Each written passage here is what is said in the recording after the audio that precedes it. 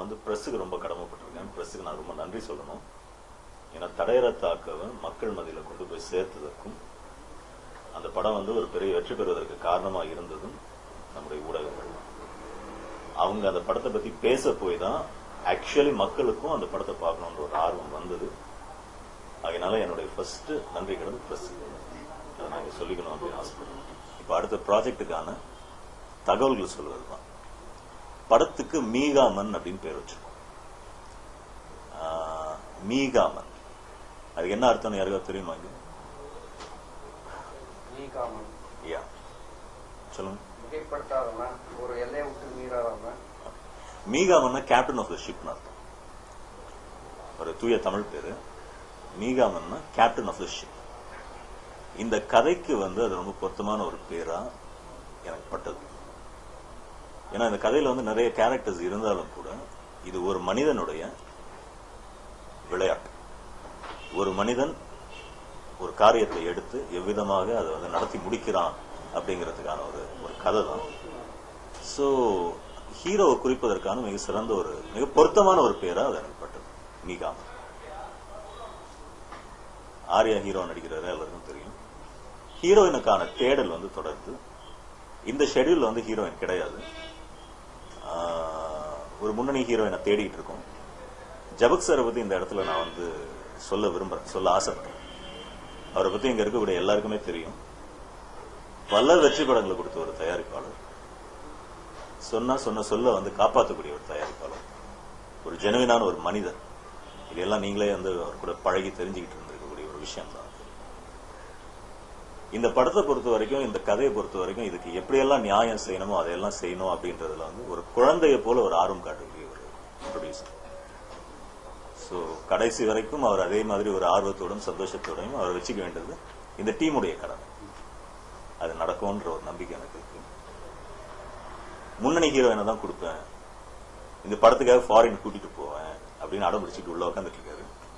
நான் ஃபாரின்லாம் வேணாம், இந்த கதைக்கு வந்து இந்தியாவே போதும் அப்படின்னு சொல்லிட்டு இருக்கேன். ஸோ ஹீரோயினுக்கான தேடல் தொடர்கிறது. மற்றபடி முன்னணி நடிகர்கள், முன்னணி நடிகையர்களுக்கான தேர்வு நடந்துட்டு இருக்கு. அதில் நிறைய பேர் தேர்ந்தெடுத்தும் இருக்கும். இந்த ஷெட்யூல் வந்து 5ஆம் தேதி தொடங்குது. சென்னையில தான் ஷூட் பண்றோம். தொடர்ச்சியா ஒரு 20 நாட்கள். என்னுடைய டீமை வந்து உங்களுக்கு அறிமுகப்படுத்த ஆசைப்படுறேன். சதீஷ்குமார் என்னுடைய ஒளிப்பதிவாளர். ஏற்கனவே பேராண்மை, இப்போ தற்சமயம் வந்து பூலோகம் ஆகிய படங்கள் எல்லாம் பண்ணிட்டு இருக்கக்கூடியவர்.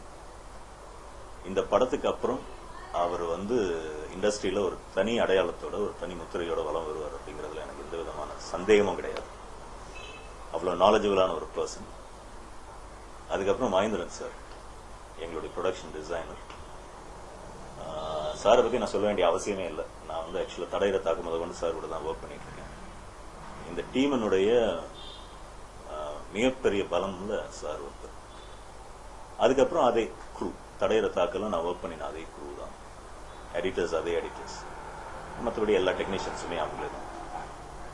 ஸோ இது போக உங்களுக்கு எல்லாம் கேள்விகள் இருந்தா ப்ளீஸ் கேட்கலாம். இப்படி ஒரு தலைப்பு வைக்கிறதுக்கு என்ன காரணம்? ஏன்னா பிஎன்சி மக்கள்லாம் இதுக்கு ட்ரைனிங் எடுத்து படிக்கிற மாதிரி இந்த மாதிரி 4 பேர் பேசணுங்கிறதுலாம். மீகாமன புரியலையே, இது எந்த மொழி, இது எந்த பாஷை, ஒரு விவாதம் வரட்டும், ஒரு 4 பேர் கிண்டல் பண்ணிட்டாங்க, ஒரு 4 பேர் கேள்வி கேட்கட்டும் அப்படிங்கிற நோக்கம்.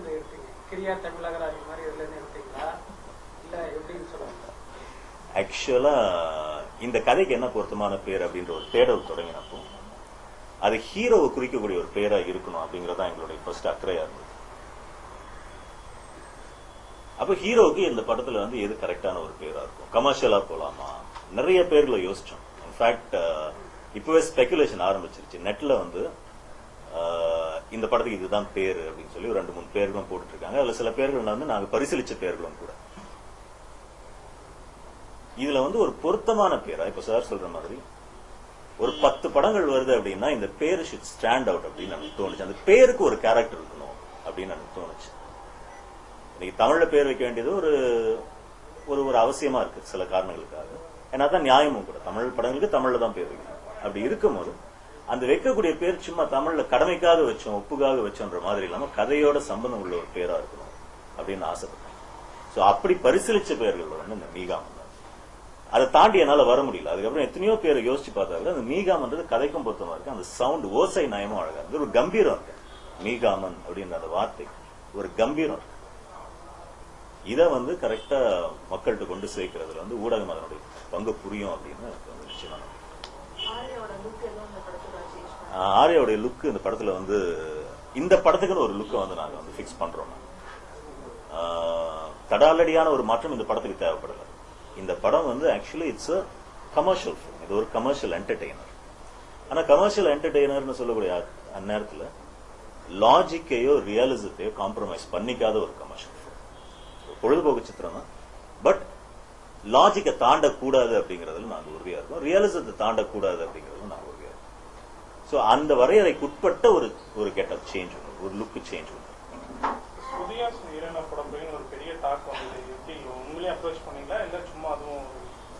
அதான் சார் நான் சொன்ன மாதிரி இந்த படத்துக்கு வந்து ஒரு முன்னணி ஹீரோயின் தான் வேணும்னு எங்களுடைய ப்ரொடியூசர் வந்து நடந்துட்டு இருக்காரு. அப்போ அந்த சூழல்ல வந்து ஸ்ருதி ஹாசனும் ஒரு ஒரு ஒரு ஆப்ஷனாக பரிசீலிக்கப்பட்டது. இன்னும் பரிசீலனை தான் இருக்கு. சோ எதுவுமே இன்னும் ஒரு முடிவுக்கு வரல. இப்ப என்னால சொல்ல முடியல sir. It's too early to say. Music வந்து அதுதான் தமிழ். மியூசிக் முடிச்சதுக்கு அப்புறம் தான் மோஸ்ட்லி லிரிக் ரைட்டர்ஸ் யாருன்றது ஃபிக்ஸ் பண்ணுவோம். பட் என் கூட ஒர்க் பண்ண டீமா தான் இருக்கும்.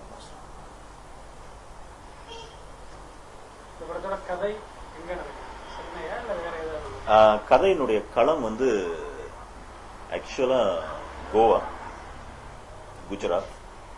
ஸோ இதெல்லாம் கதையினுடைய களங்களா இருக்கும்.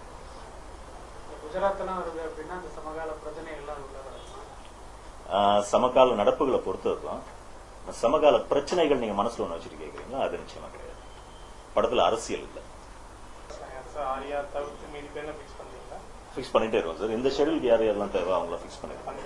ஆமா, இப்போதைக்கு பேர் சொல்றதுன்னா இந்த ஷெடியூலுக்கு வந்து Anupama Kumar, Sudhanshu Pandey, Ashutosh Rana most probably I think joining us. கொஞ்சம் டேட்ஸ் இஷ்யூ இருக்கு.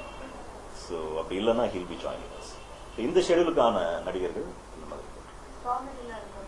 காமெடி வந்து மேம் கதையோட ஒட்டின ஒரு காமெடி. காமெடிக்குன்னு தனி ட்ராக் கிடையாது. ஸோ காமெடி நடிகர் அப்படின்ற ஒருத்தருக்கு அவசியம் ஏற்படுது கதை.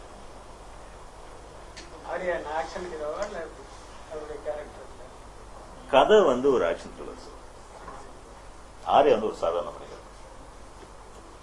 ஆக்ஷனும் செய்யக்கூடிய, ஆக்ஷனும் பங்கு பெறக்கூடிய ஒரு கதை பாத்திரம். அந்த விஷயத்தை பொறுத்த வரைக்கும் Arya is a thorough professional அப்படின்னு சொல்லுவாங்க. கதையை கேட்ட நாள் முதல் கொண்டு இன்ன வரைக்கும் எதுலையுமே தலையிடாத ஒரு மனிதன். நீங்கெல்லாம் அவர் கூட பழகிருப்பீங்க அப்படின்னு நான் நினைக்கிறேன். எந்த ஒரு கிரியேட்டிவ் டிசிஷன்லயும் இது வரைக்கும் அவர் வந்து தன்னுடைய தலையீடு இருந்ததே கிடையாது. ஒரு டைரக்டரா நான் என்ன தீர்மானிக்கிறோம் அதுக்கு வந்து ஓகே ப்ரோ அப்படின்னு சொல்லக்கூடிய ஒரு நடிகரா இருக்கு. So it's very nice and very comfortable working. இரண்டாவது படம் வந்து உங்க படத்துக்கு பிளஸ்ஸா இருக்கா மைனஸா இருக்கா?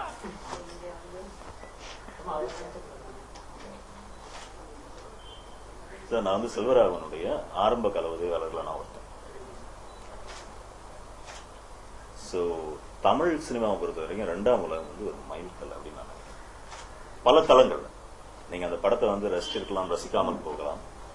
ஆனா பல தளங்கள்ல அந்த படம் வந்து ஒரு மைல்கல். இனி வரக்கூடிய ஃபில்ம் மேக்கர்ஸ் அந்த படத்தை வந்து ஒரு ரெஃபரன்ஸ் பாயிண்டா காட்டுவாங்க அப்படின்னு அந்த படத்தை பத்தி மேற்கொண்டு நான் சொல்றதுக்கு ஒன்றும் இல்லை. அது ஒரு நான் சொன்னது தவிர அந்த படத்தை பத்தி நான் சொல்றதுக்கு ஒன்றும் இல்லை. ஏன்னா இந்த படத்தினுடைய களம் டோட்டலி டிஃப்ரெண்ட். இது வந்து வேற களம். இந்த படத்துக்கும் இந்த களத்துக்கும் ஆர்யா மிக பொருத்தமான ஒரு நடிகர். அண்ட் ஆர்யா வந்து இந்த படத்துக்கு இருக்கிற மிகப்பெரிய ஒரு பிளஸ் பாயிண்ட் தாங்க.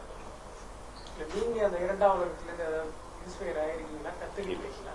இந்த படத்துக்கு ஏதாவது பயன்படுற மாதிரி?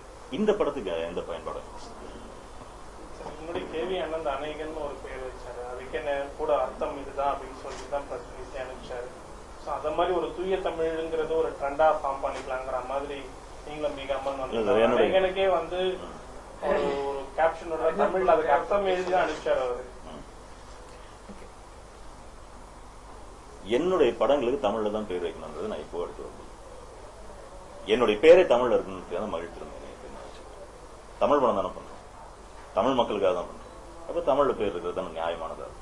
முன்தினம் பார்த்தேனே தடையரம் பார்க்க அந்த வரிசையில தான் இதுக்கும் ஒரு தமிழ் பேர் வேணும் அப்படின்னு சொல்லி மீகாமன் அப்படின்ற ஒரு பேர் நான் choose அது வந்து புழக்கத்தில் இல்லாத ஒரு வார்த்தை தான் சார். ஆமா. இது வந்து நீங்க எங்க கண்டுபிடிச்சீங்கன்னு தெரியல. இனிமேல் அது பழக்கத்துல வரட்டுமே. இல்ல இல்ல இது வந்து ஆக்சுவலா செய்யுள்ளலாம் இருக்கு, கொன்றை வேந்தன்லாம் இருக்கு, அதான் கேக்குறேன். எப்படி கொன்றை வேந்தன் பார்வையில் பட்டுச்சு? நிறைய. இது வந்து ஆக்சுவலா கொஞ்சம் ஓரளவுக்கு தமிழ் தெரிஞ்சவங்களுக்கு இது ரொம்ப பழக்கப்பட்ட ஒரு வார்த்தை தான் மீகாமன். இல்ல கூட கேப்ஷன் போட்டு அர்த்தம் மக்களுக்கு புரிய வைக்க ஏதாவது முயற்சி எடுத்திருக்கீங்களா? உண்மையில அது கொஞ்சம் ஒரு வருத்தத்துக்குரிய விஷயம் இல்லை. ஒரு தமிழ் பேரை வந்து இங்கிலீஷ்ல கேப்ஷன் போட்டு புரிய வைக்க வேண்டிய ஒரு விஷயம். அது நானும் பண்ண வேண்டிய ஒரு சொல்ற வார்த்தையே தமிழ்ல சொல்றா புரிஞ்சுக்க மாட்டாங்க. கேப்டன் ஆஃப் த ஷிப்னு சொன்னது எப்படி தான் எல்லாரும் புரிஞ்சது இல்லையா. அதனால So, அதனால வந்து இங்கிலீஷ்ல கேப்ஷன் போட வேண்டிய அவசியத்துக்கு நான் என்ன போட்டீங்க? Captain of the ship. நீங்க கேப்டன்